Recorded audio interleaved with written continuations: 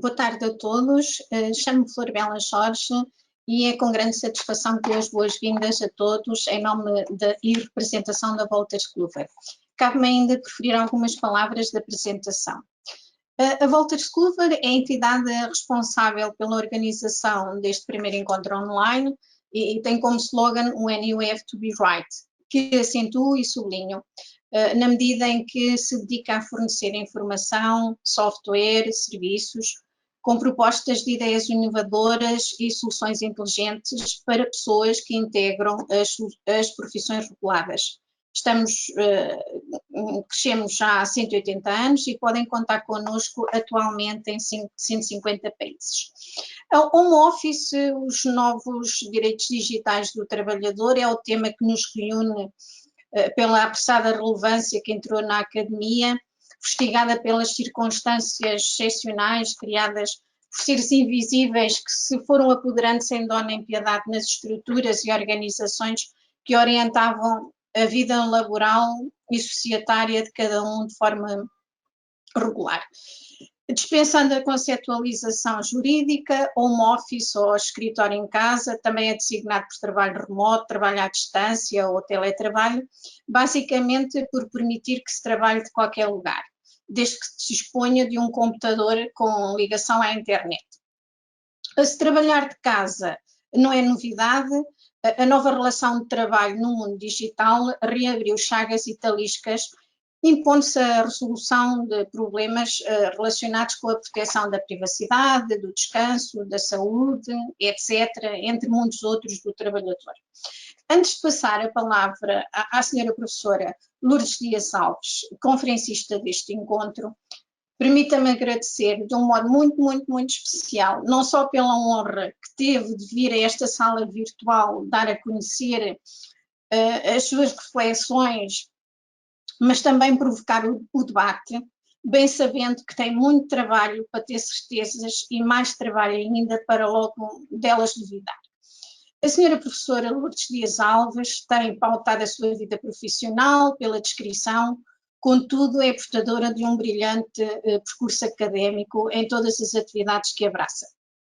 E isto está bem refletido nas recomendações dos seus pares e pelos sinais, inúmeros sinais de afeto dos seus alunos de forma pública e notória.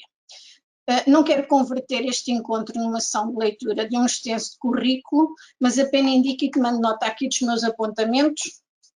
A senhora professora Lourdes Dias Alves é licenciada, mestre e doutoranda em Direito pela Universidade Autónoma de Lisboa, pós-graduada em Direito Comercial e Direito Societário pela Universidade Católica, investigadora integrada na Ratio Legis, Centro de Investigação e Desenvolvimento em Ciências Jurídicas da Universidade Autónoma de Lisboa.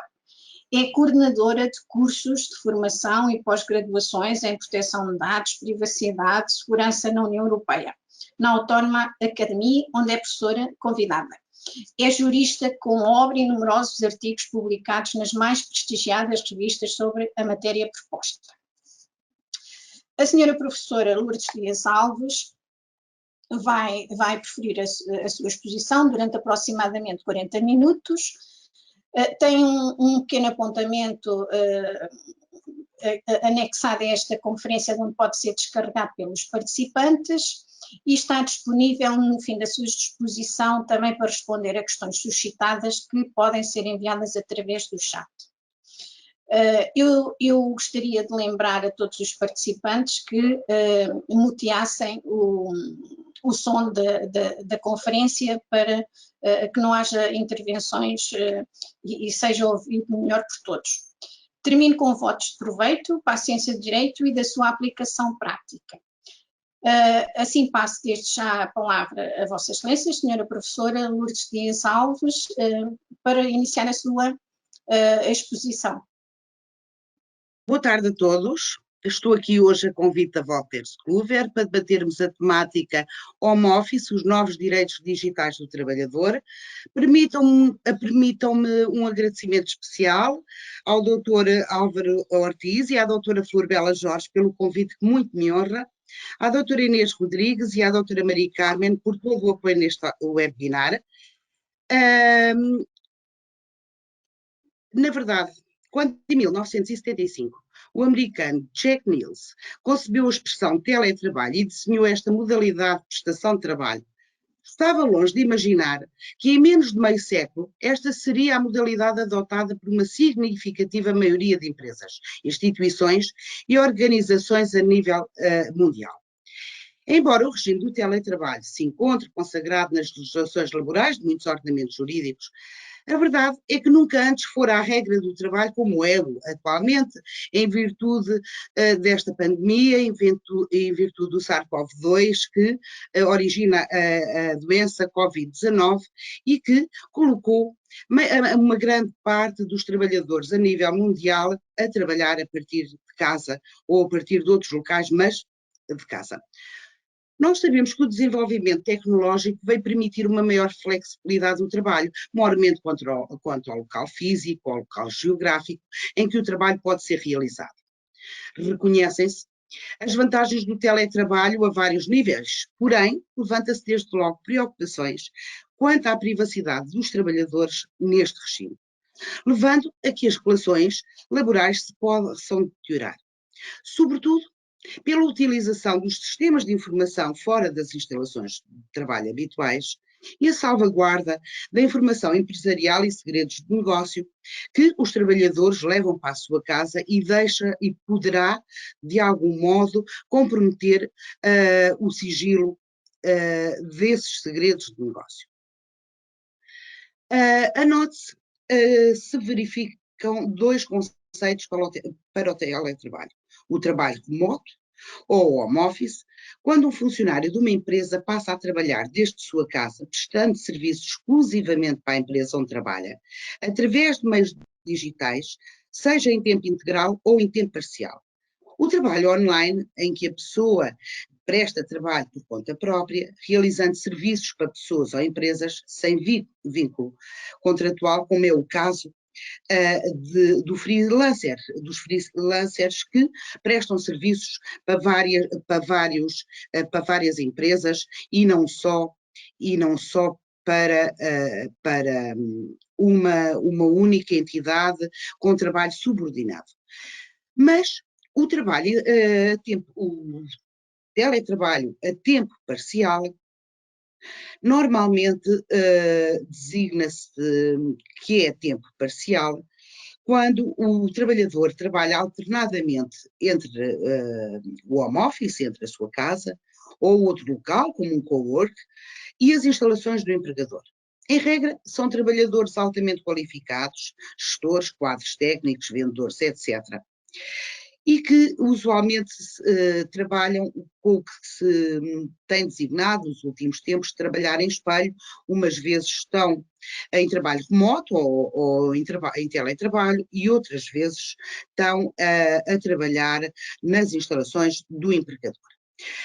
Mas também há quem esteja a trabalhar a tempo integral, a tempo inteiro. E quem esteja a tempo inteiro a trabalhar em teletrabalho, trabalha sempre para um único empregador, exclusivo, em regime de exclusividade, com vínculo contratual a tempo inteiro, e são geralmente trabalhadores menos qualificados, a maioria exerce funções administrativas e de secretariado, call centers, etc. O que eu estou a dizer, esta noção que eu tenho estado a dizer, não se aplica no último ano, porque no último ano todas as pessoas estão a trabalhar em teletrabalho, em regra. Em Portugal, o regime jurídico do teletrabalho é muito recente. A legislação laboral foi codificada pela primeira vez no ordenamento jurídico português, através da Lei 99/2003, de 27 de agosto, e em 2003 assistiu-se a uma grande reforma da legislação laboral, à qual estiveram subjacentes desde logo preocupações com novas formas de trabalho, entre outras também o teletrabalho, já em 2003. E o teletrabalho foi regulamentado nesse Código de Trabalho de 2013, em que os artigos 233 a 243 se dedicavam especificamente ao regime de teletrabalho. Portanto, não surgiu só com a pandemia, não surgiu em 2020, já existe no nosso ordenamento jurídico desde 2003. Antes da entrada em vigor do Código de Trabalho de 2013, uma prestação laboral que fosse realizada nos termos em que o é o teletrabalho estaria sujeita ao regime aplicável ao contrato de trabalho comum, portanto não havia um contrato específico para o teletrabalho. O atual Código de Trabalho, que sofreu reformas, o Código de Trabalho de 2009, que é o que está em vigor, presentemente, regulamenta o regime do teletrabalho dos artigos 165 a 171. Tendo sido o regime de contrato para a prestação subordinada de teletrabalho alterado em 2015 pela Lei 120 de 2015, de 1 de setembro, e que adita o número 3 do artigo 166, fixando que o trabalhador com um filho com idade até 3 anos tem direito a exercer a atividade em regime de teletrabalho quando esta atividade seja compatível com a atividade desempenhada e a entidade patronal disponha de recursos e meios tecnológicos, naturalmente, para o efeito. Situação a que o empregador não pode opor-se ao pedido do trabalhador. E, portanto, já existe desde 2015 essa possibilidade de um trabalhador que tenha um filho até aos 3 anos poder prestar as suas funções laborais em regime de teletrabalho.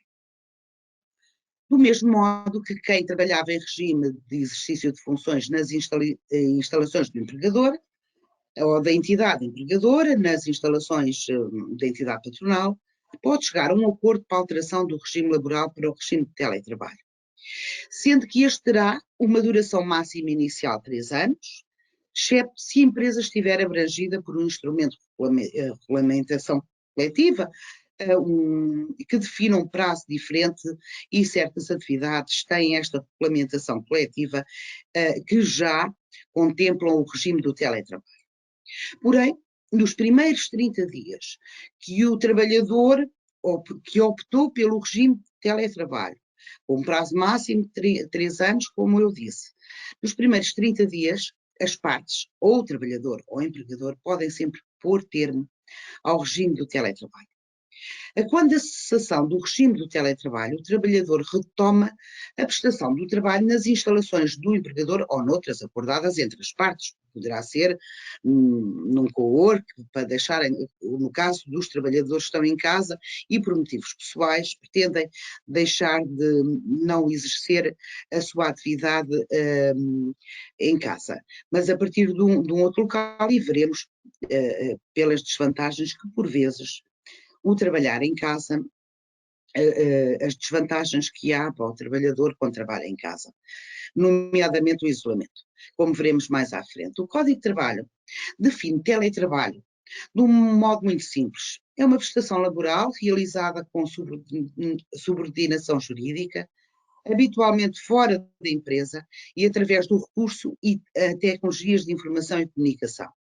Teletrabalho tanto pode ser desempenhado por um trabalhador que já faça parte dos quadros da empresa ou por um novo trabalhador que seja admitido para a prestação laboral neste regime.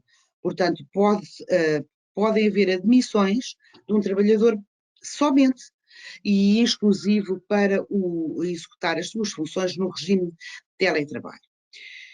Se o contrato neste regime for omisso quanto aos instrumentos de trabalho, nomeadamente às tecnologias de informação e de comunicação, presume-se sempre, ou em princípio, que estas pertencem ao empregador e que este assegura a instalação, manutenção e as despesas inerentes ao seu funcionamento. E esta questão da instalação dos meios tecnológicos ao dispor do empregador, a manutenção e as despesas inerentes ao seu funcionamento, muito se tem falado no último ano sobre esta questão, uma vez que a maioria dos portugueses e a maioria dos trabalhadores a nível mundial têm estado em teletrabalho e que têm levantado alguns problemas e muitas questões de certo, e na verdade têm levantado. Porém, o trabalhador só poderá utilizar esses meios tecnológicos disponibilizados pelo empregador para o exercício das suas funções, para os quais são disponibilizados, exceto para fins privados, exceto se for autorizado pelo empregador. Só nesse caso é que pode utilizar esses meios para fins privados. Porque neste regime de teletrabalho, o empregador mantém os poderes de direção e de controle da execução da prestação laboral. Não se quebra o vínculo. Não, o trabalhador não passa a ser um trabalhador autónomo ou independente. Portanto, tem o vínculo e a subordinação jurídica na mesma como tem quando está a trabalhar nas instalações do empregador. Neste regime verifica-se, contudo, um vazio legal no tocante ao controle à distância sobre o trabalhador. Pelo que consideramos que ser aplicável ao regime de teletrabalho disposto no número 1 do artigo 20º do Código de Trabalho, que ainda que o empregador não tenha um controle sobre a execução de tarefas, nomeadamente, aplica-se ao teletrabalho o mesmo regime que se aplica ao controlo dentro das instalações do empregador, em que o empregador não pode utilizar meios de vigilância à distância, mediante o emprego de equipamento eletrónico com a finalidade de controlar o desempenho profissional do trabalhador. Portanto, não é por esta via que controla, veremos mais à frente, há várias opções de controlar, não é pela via, não pode colocar, nem o trabalhador pode ter sempre a câmara ligada para ser controlado se está sentado à secretária o dia inteiro, nem uma câmara instalada na sua casa, naturalmente, que não pode. Tendo em conta que o bem jurídico a tutelar é a proteção da privacidade do trabalhador, impõe-se a ponderação do princípio da proporcionalidade e a minimização dos dados, porque está em causa a vida privada e familiar do trabalhador, portanto não pode haver este Big Brother, esta vigilância ativa durante as horas de trabalho. Neste sentido, logo a 17 de abril de 2020, a CNPD emitiu uma orientação com as regras muito bem definidas sobre o modo como o empregador poderá controlar, entre aspas, o trabalho ou verificar o trabalho do trabalhador sem vigilância. Desde logo, a expressão teletrabalho nem sempre poderá ser a mais consensual. Eu creio que trabalho remoto seja mais adequado. O home office também vai condicionar, o home office vai condicionar que o trabalhador tivesse que trabalhar sempre em casa e, portanto, não pudesse trabalhar num coworking, num centro de escritórios, no outro lado qualquer. Portanto, trabalho remoto parece-me a mim o mais adequado. Até porque não tem rigorosamente de ser prestado no trabalhador no domicílio e, portanto, tal como eu disse, trabalho remoto é uma expressão que na minha modesta opinião, se ajusta mais. Como veremos adiante, monitorizar dentro do legalmente permitido o trabalhador nas suas tarefas, sim, vigiar, nunca. Nunca. Denote-se que se verificou uma evolução do regime excepcional do teletrabalho durante a pandemia Covid-19. Entre as primeiras medidas legislativas para a prevenção, contenção e mitigação da infecção epidemiológica decorrentes do novo coronavírus, adotados pelo Governo através do Decreto-Lei 10/2020, 13 de março, destacou-se, desde logo, a possibilidade de qualquer das partes, trabalhador ou empregador, determinar unilateralmente a aplicação temporária do regime de teletrabalho, subordinado, naturalmente, portanto, sem necessidade de acordo, como é a regra geral do Código de Trabalho, portanto, desde que compatível com as funções exercidas. E, portanto, um vendedor de uma loja de retalho será muito difícil conseguir poderá ser destacado para vendas online, mas de executar as suas funções em teletrabalho, naturalmente. Mas denote-se ainda que até pelo Decreto-Lei 94/2020, de 3 de novembro, a adoção do regime de teletrabalho tornou-se logo obrigatória e, por enquanto, vai manter-se, independentemente do vínculo laboral, sempre que as funções em causa o permitam, e o trabalhador disponha de condições para as exercer, sem necessidade de acordo escrito entre o empregador e o trabalhador. Portanto, o trabalhador pode perfeitamente dizer que quer continuar em teletrabalho, mesmo nesta fase, hoje, sem que haja necessidade de um acordo escrito. Só que o teletrabalho, ou o trabalho remoto, o trabalho a partir da casa do trabalhador, levanta desde logo problemas quanto à privacidade do trabalhador, nestas funções, ou portanto neste tipo de trabalho, e naturalmente a privacidade do trabalhador, da sua família, e a questão que se coloca desde logo é o enquadramento ou como conseguir o melhor equilíbrio entre a privacidade do trabalhador e o teletrabalho. Mas já o nosso código de trabalho, logo desde a sua relação de 2009, no artigo 22, veda ao empregador o acesso ao conteúdo das mensagens de natureza pessoal e à informação de caráter não profissional, em caso de utilização pelo trabalhador dos meios de comunicação do empregador. E reconhece ao empregador o poder de empreender formas de controle decorrentes do estabelecimento de regras de conduta e da utilização de meios de trabalho. Logo, só por aí, não pode nunca o empregador dizer que o trabalhador tem que ter a câmara durante o horário de trabalho, e eu friso sempre durante o horário de trabalho, porque como veremos mais à frente, vamos falar nessa questão, e portanto não pode estar a ser vigiado e com a câmara ligada durante todo o tempo de trabalho. E a escolha mas a escolha dos meios de controle por parte do empregador, porque há vários, tem ao seu dispor para controlar a execução das tarefas, tem de obedecer sempre, mas sempre, aos princípios da necessidade, da proporcionalidade e, naturalmente, ao princípio da boa-fé, que esse está sempre nestas questões, tem de sempre existir, seja em teletrabalho, seja nas instalações do empregador. Quero muito rapidamente dar conta que na passada sexta-feira, dia 7 de maio, a Presidência da República promulgou a Carta de Direitos Fundamentais na Era Digital, que confesso que hoje ainda não verifiquei se já foi publicada em Diário da República.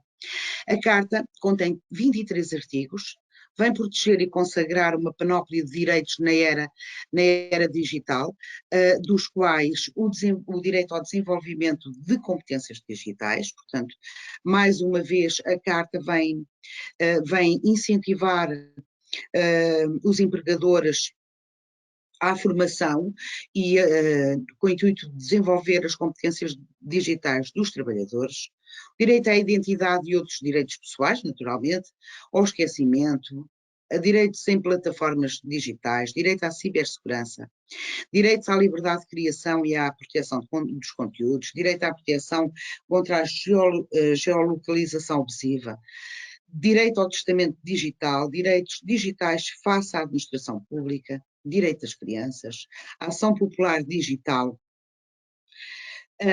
e outras garantias. Quero-vos dizer que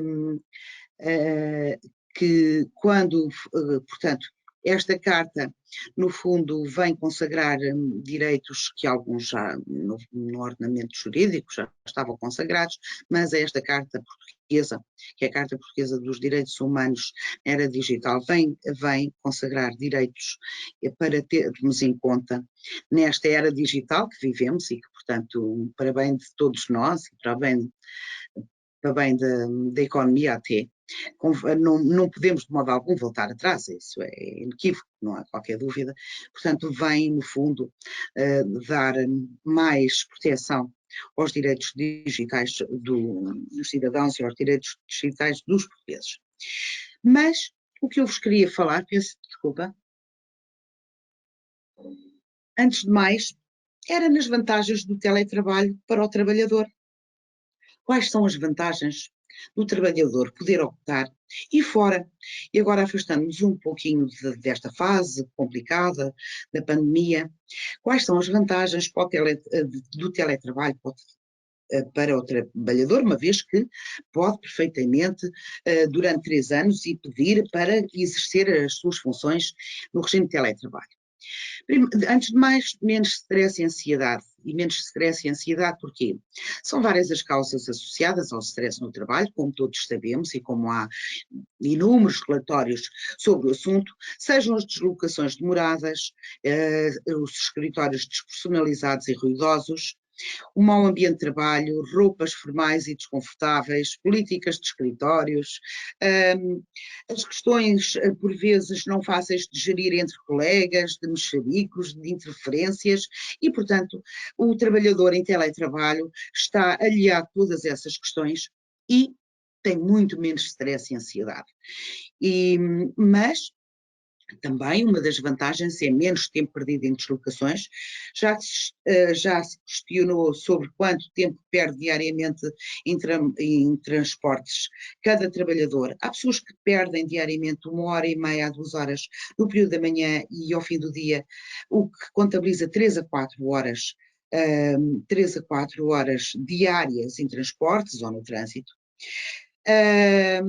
As horas relacionadas com o trabalho raramente são aquelas passadas no escritório, porque efetivamente há muito mais horas que as pessoas passam na sua deslocação de ir e vir para o trabalho. E maior produtividade. Se bem que muitos poderão pensar que haverá pessoas que porventura ou eventualmente possam ser menos produtivas neste regime de teletrabalho no último ano, a maioria das pessoas, e há vários estudos e muitos estudos que comprovam que há uma maior produtividade. Os níveis de produtividade estão intrinsecamente relacionados com o bem-estar do trabalhador, eliminando todos os pontos negativos associados ao local de trabalho e no seu ambiente o trabalhador tem muito mais condições, portanto, para se sentir confortável e produzir mais. Também a redução nos custos, desde logo a poupança nos custos associados ao trabalho, designadamente com os transportes públicos, a manutenção do carro, estacionamentos, as refeições ou vestuário informal. Maior autonomia, por estar longe do controle das chefias, por vezes exagerado, mas esta maior autonomia e o querer estar longe, por vezes, na minha modesta opinião, não pode estar ligado à produtividade, mas também poderá estar ligado a uma maior concentração por haver menos interferência. Permite ao trabalhador ser mais autónomo e, sem dúvida, mais criativo nas suas tarefas, contribuindo para uma maior satisfação no exercício das suas funções e no seu trabalho. Melhores hábitos, trabalhar a partir de casa está associado a um estilo de vida mais saudável, permitindo ao trabalhador até cozinhar e comer comida mais saudável, praticar exercício pelo tempo que não perde nos transportes e, sobretudo, por esse tempo que não perde e ganha, uma maior conciliação da vida profissional e familiar, que, como sabemos, só vem melhorar o seu bem-estar e a sua predisposição para o trabalho. Contudo, nada é perfeito, o teletrabalho não é um regime perfeito, longe disso, e também tem desvantagens. Desde logo, e como eu há pouco já frisei, o isolamento. Trabalhar remotamente pode gerar um sentimento de alguma solidão, fruto da ausência das interações sociais.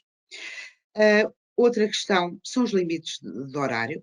Em algumas situações poderá haver alguma dificuldade em separar a vida profissional e a vida pessoal, porque se está a trabalhar em casa e continua-se a pensar no trabalho, não há aquele tempo de viagem, de regresso a casa em que se pensa noutras coisas, sendo importante ao trabalhador colocar limites e esses limites têm mesmo que ser colocados pelo próprio.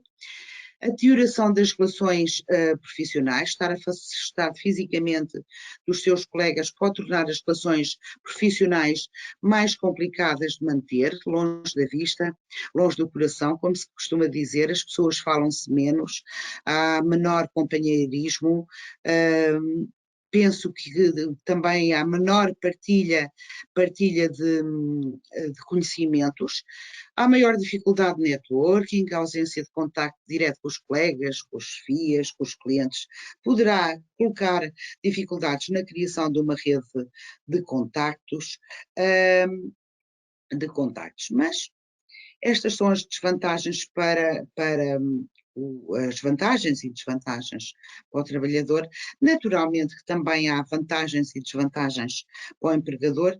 Desde logo, a retenção dos funcionários, o empregador tem a possibilidade de, ao ter funcionários a trabalhar remotamente, pode ser positivo, porque estão associados a um maior compromisso com a empresa e uma vontade menor de rotatividade por parte do trabalhador, de mudar de emprego, porque tem condições, sente-se confortável para criar, para capacidade de concentração, motivação para exercer sem interferências a sua produtividade.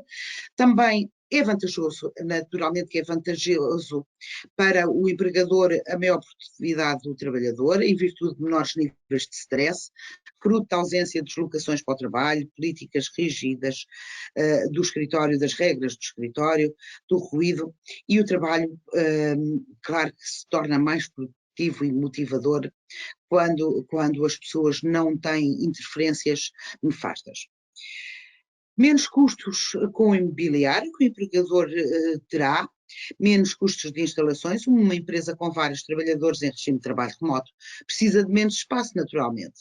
A poupança gerada pode ser colocada à contratação de recursos humanos mais qualificados ou investida na inovação, na formação, que ainda há pouco eu dizia, na formação, menos despesas também com a manutenção do escritório, menos espaço físico, portanto menos instalações, implica menores custos com a eletricidade, água, mobiliário de escritório, menos faltas, baixas e atrasos dos trabalhadores, é uma vantagem.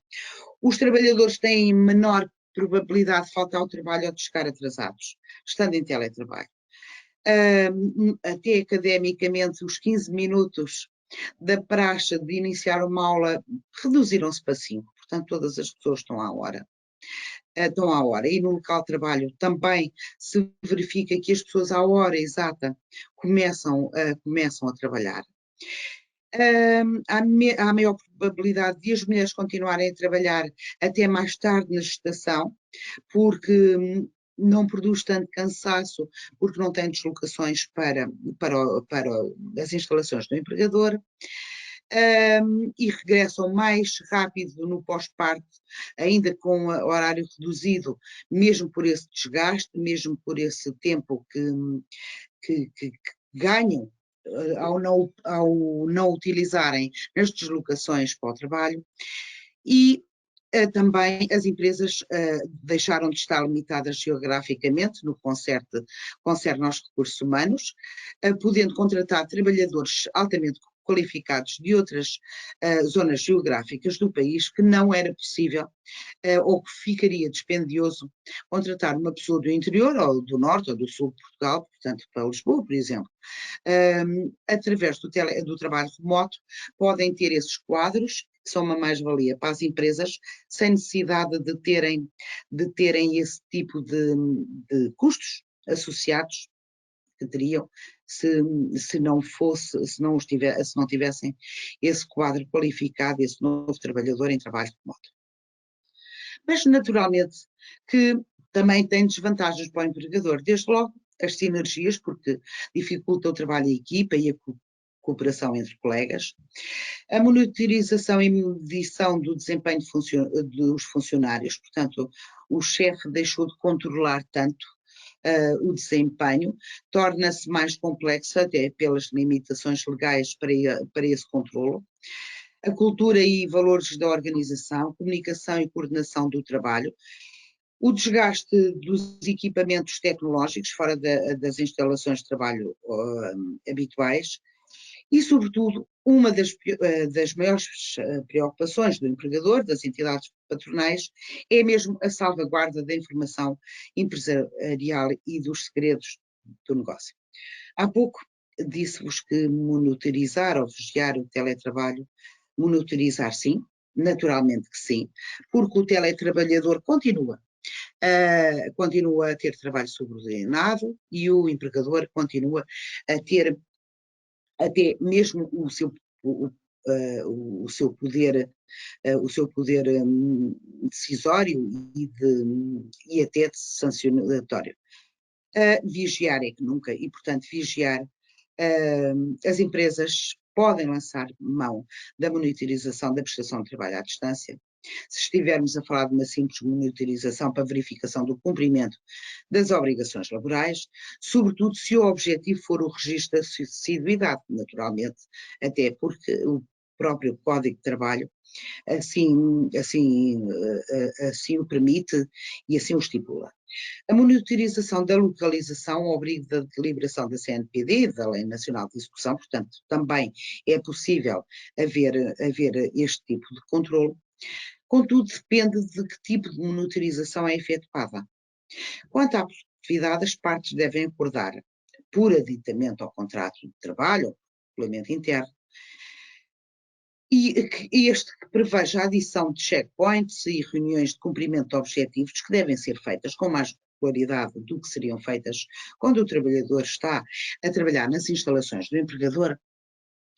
E o empregador deve sempre privilegiar as ferramentas que permitam a interação de vários membros da equipa, como o task list, documentos editáveis a todo o tempo, por mais de um utilizador, para que haja aquela cooperação e para que se continue a fazer um trabalho de equipa. Reencaminhar e-mails ao superior hierárquico ou colocá-los em BCC com o intuito de fiscalização preventiva é um dos meios que tem sido utilizado e que não há qualquer, não é proibido, portanto não é proibido, contudo é proibida a utilização da tecnologia de geolocalização para monitorização do desempenho profissional do colaborador e qualquer tipo de controle da sua localização durante o seu tempo livre. Isto é, ter controle sobre os equipamentos tecnológicos, sejam computadores portáteis, sejam tablets, sejam telemóveis, e portanto, sobretudo, esse controle sobre a sua localização, estar ativo durante o tempo livre, as horas de descanso do trabalhador. O empregador deve implementar mecanismos que permitam ao colaborador, uma vez que ele está em trabalho remoto e tem que ser ele a acionar ou não, que fora do horário de trabalho, que tenha a possibilidade de, por exemplo, ligar e desligar o dispositivo GPS quando começa o dia de trabalho ou quando acaba o seu horário de trabalho. O empregador, ainda que o trabalhador esteja em trabalho remoto, tem sempre um poder de fiscalização do local de trabalho, naturalmente, embora seja na casa do trabalhador e dentro dos limites que não haja uma violação ou uma divulgação da privacidade do trabalhador e, naturalmente, que tem o poder de fiscalizar o horário de trabalho do trabalhador. Porque o trabalhador, neste regime de trabalho remoto, teletrabalho, home office, tem igualmente direito aos tempos de descanso e repouso, como teria se exercesse funções nas instalações do trabalhador, mas também tem o dever e a obrigação de cumprir com o seu horário de trabalho e de cumprir com o que está contratualmente estabelecido entre as partes. A entidade patronal não pode esperar, contudo, que o trabalhador, lá porque está a trabalhar em casa, esteja disponível 24 horas por dia, 7 dias por semana, para responder a todos os meios que apareçam, aos telefonemas que sejam necessários e qualquer tarefa que seja para executar fora das horas normais do período de trabalho do trabalhador. Mas ainda assim, o empregador pode fiscalizar o desempenho da atividade do trabalhador e controlar o uso dos instrumentos de trabalho, tecnologias da informação e comunicação, como pode também visitar a residência ou local em que o trabalhador exerce as suas funções laborais em regime de teletrabalho. Todavia, essa visita está completamente prevista nas leis laborais, nomeadamente no artigo 170 do Código de Trabalho, e essa visita deverá ser efetuada no período horário entre as 9 horas e as 19. Portanto, não haverá visitas ao fim de semana, não haverá visitas fora deste horário. Peço imensa desculpa. Uma das questões que mais se tem falado nos últimos tempos, pelo menos em Portugal, e não só, mas sobretudo em Portugal, é o direito à desconexão, o direito a desligar. O direito a desligar. O termo direito à desconexão, ou direito a desligar, surgiu pela primeira vez, referindo num diploma legal francês, procedeu a uma reforma profunda do Código de Trabalho francês, designadamente em matérias ligadas à organização do tempo de trabalho, e em especial à sua adaptação à era digital. A menção ao direito à desconexão está inserida num capítulo no Código do Trabalho francês, num capítulo intitulado Adoção do Direito de Trabalho na Era Digital.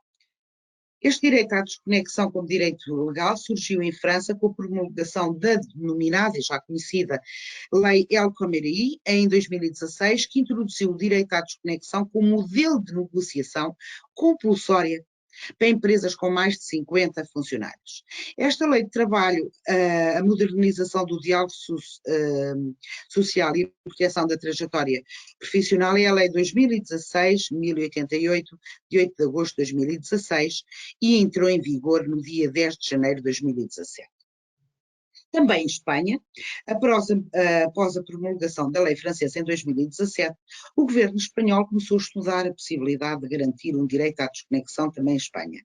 6 de novembro de 2018, o governo aprovou a nova lei de proteção de dados, a qual transpôs para o ordenamento jurídico espanhol o Regulamento Geral de Proteção de Dados, o RGPD, introduzindo também um novo conjunto de direitos digitais para os cidadãos e funcionários. Portanto, a Espanha adotou logo, na transposição do RGPD para a Lei de Proteção de Dados, as questões do direito à desconexão. O artigo 88 da Lei de Proteção de Dados espanhola estipula que os trabalhadores nos setores privados e públicos deverão ter o direito à desconexão para garantir o respeito aos seus períodos de folga, licença de férias, assim como para a sua privacidade pessoal e familiar. Porque quando falamos em estar em trabalho remoto, não é só privacidade do trabalhador que está em causa, mas é a privacidade também da sua família e que tem que ser naturalmente protegida. Itália, em 2016, após o exemplo francês também, discutiu o direito à desconexão e no dia 14 de junho de 2017 o direito à desconexão foi, por fim, incorporado à legislação quando a Lei 81 de 2017 sobre o smart working, ou o trabalho inteligente, foi promulgada para atualizar a legislação obsoleta do país a respeito do teletrabalho e para promover e fornecer umas linhas orientadoras para novas formas de trabalho remoto e melhorar o equilíbrio entre a vida pessoal e profissional dos trabalhadores. Seguiu-se a Bélgica, que tratou da questão do direito à desconexão por uma lei de 26 de março de 2018, a chamada Lei para o Fortalecimento do Crescimento Económico e Coesão Social, promulgada como parte de uma série de iniciativas para a reforma das leis de trabalho na Bélgica. Após estas reformas legislativas na Europa e a introdução deste novo direito, o direito à desconexão ou o direito a desligar, do outro lado do Atlântico começaram a surgir em alguns ordenamentos jurídicos introduções, portanto, sobre este direito. O Chile tornou-se o primeiro país fora da Europa a criar uma legislação para o direito à desconexão, quando a 26 de março de 2020 aprovou a Lei 21 de 2020, que complementou as leis de trabalho com um novo capítulo sobre o trabalho remoto e o teletrabalho. Seguiu-se a Argentina, que seguiu o caminho do Chile, e após anos de iniciativas e propostas para regulamentar o trabalho remoto, o país aprovou, a 30 de julho de 2020, uma lei sobre o direito à desconexão. Um pouco por todo o mundo, vários países começaram a ter iniciativas, não ainda com a lei em vigor, mas iniciativas para a introdução desse novo direito. Como é o caso do Canadá, da Índia, dos Estados Unidos da América, Em Portugal não existe expressamente o direito à desconexão ou o direito a desligar. Contudo, e embora não esteja expressamente previsto na lei, existem no direito interno vários preceitos que nos levam a concluir pela existência desse direito. São disto exemplo o artigo 59, número 1, a linha B da nossa Constituição, a linha B e D da nossa Constituição da República Portuguesa, que visa uma conciliação entre a vida pessoal e profissional. E bem assim, o número 1 do artigo 203 do Código de Trabalho prevê os limites impostos ao tempo de trabalho. Após o período de trabalho, o trabalho não está, nem tem de estar à disponibilidade, o trabalhador não está, nem tem de estar à disponibilidade do empregador 24 horas por dia, e também os artigos 199, 213, 214, 232, número 1, estabelecem os períodos de descanso a que o trabalhador tem direito, impondo-lhes períodos mínimos de descanso. Logo, é facilmente entendível que está assegurada ao trabalhador a faculdade, fora do período de trabalho, desligar os meios de comunicação eletrónicos ou, tendo-os desligados, não atenderem ou responderem a chamadas telefónicas, SMS, WhatsApps ou mails profissionais. Ou seja, se manterem desligados do ambiente de trabalho, fora do horário de trabalho. Mas ainda assim, surgiram em Portugal iniciativas por parte de grupos parlamentares para proceder à alteração e uma melhor regulamentação do regime de teletrabalho, e também contamos com 3 iniciativas parlamentares com o intuito de introduzir no ordenamento jurídico português este novo direito, o direito à desconexão, o direito de desligar. Portanto, todas estas iniciativas parlamentares, estes projetos de lei foram discutidos na passada quinta-feira no Parlamento, e quanto ao direito a desconectar, ao direito a desligar, quero-vos só muito rapidamente, porque penso que já ultrapassei o meu tempo, o projeto de lei 535 consagra o direito de desconexão profissional, procedendo à 17ª alteração ao Código de Trabalho, da autoria do PAN. O projeto de lei 790, que garante o direito dos trabalhadores à desconexão profissional, da autoria da deputada não inscrita Cristina Rodrigues. O projeto de lei 797, que consagra o direito ao desligamento e procede à 17ª alteração, da autoria do CDS-PP.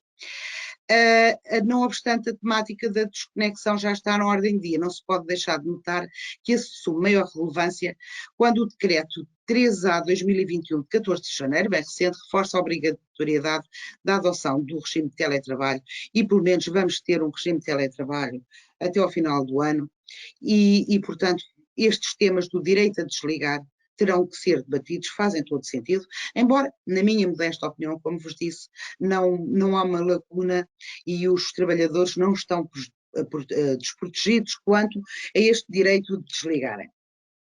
Um sincero obrigado pelo vosso tempo e atenção. Agradeço. E agradeço uma vez mais à Walters Kluwer e à doutora Flor Bela Jorge, que foi quem inicialmente me convidou desde logo, e todos os outros membros da Walters Kluwer. Muito boa tarde. When you have to be right. Wolters Kluwer.